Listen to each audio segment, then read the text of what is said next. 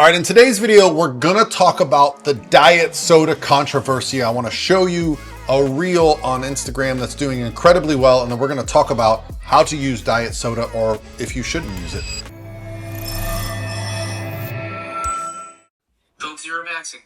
Let's begin. 0 calories, 0 sugar, 0 calories. 99% water. Fat loss friendly, drink it guilt free. 2 sweeteners, aspartame and acesulfame potassium. The people panic. 2 chemicals. Double bad, just relax. Aspartame, World Health Organization says 17 cans a day before it even becomes a concern. Acesulfame potassium, the body doesn't even break it down. In the mouth, out when you piss. FDA looked at 90 studies. You're fine. No insulin spike. Sweet treat after dinner? Coke Zero. Saves you hundreds of calories. If it keeps you in a calorie deficit, keep drinking the damn thing. Cheers. So other than the fact that he's trying to copy Jordan the Stallion, this is a really great reel, which kind of summarizes some of the fears around diet soda. I made a short on my channel recently talking about some of my favorite, diet sodas for fat loss. Because one thing I do when I'm getting down, especially below 10% body fat, is I have little tricks and hacks that I like to use to avoid hunger. Yeah, I don't use peptides. I don't use GLP products. I just diet, and sometimes I get hungry, and that's just the way I choose to do things. So in those cases, what I find is that instead of walking in the kitchen and grabbing something with calories like some rice cakes, I walk in the kitchen and grab a diet soda, and it holds me over for another hour or two. Why? Well, it's got some carbonation. I like the taste, but the real fear, and this is what I've seen the most, is aspartame. There are a lot of videos breaking down what happens when you eat aspartame, and it gets broken down into these 3 chemicals, the most notorious being phenylalanine, which has been associated with some really bad things. However, what people aren't really discussing is that phenylalanine is actually very present in our everyday food. In fact, to get as much phenylalanine out of our diet soda as we do in our everyday food, things like eggs, we would have to have 20 cans, which is nearly impossible because if you had that many, you would probably get sick from the caffeine before you'd get sick from anything else. So yeah, I think people like to make a big deal out of this. And there's also the fear that insulin will spike because the body doesn't know what to do with fake sugar. It's not fake sugar. It's just ultra sweet, okay? The amount of aspartame that you have to use in a product to get the same sweetness profile as you do from sugar, it's 200 to 1.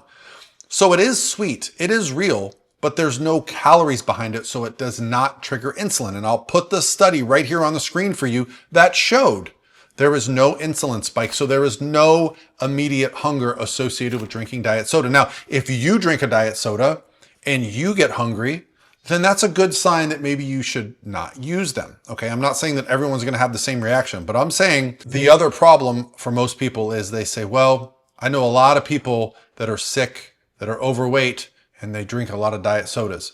That's called correlation, not causation. And I'm going to show you what I mean by that. I know a lot of people that wear casts. Did the cast also break their arm? Because all those people have broken arms. So the correlation is people that wear casts break arms. People start drinking diet soda when they get sick, when they get overweight because of the reduction in calories, and they get the suggestion to do so.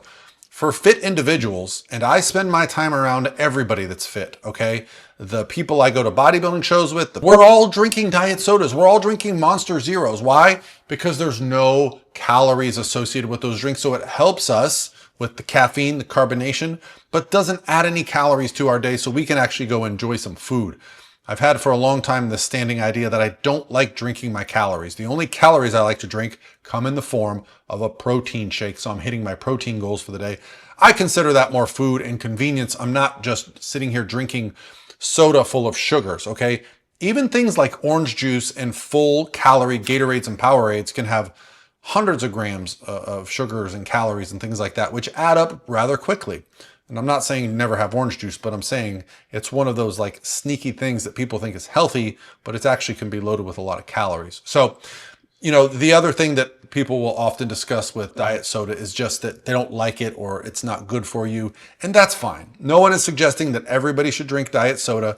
I'm just saying that the research that backs up a product like aspartame, which has been around forever, it's pretty thorough. It's one of the most researched products out there. I've been using artificial sweeteners for the greater part of 30 years.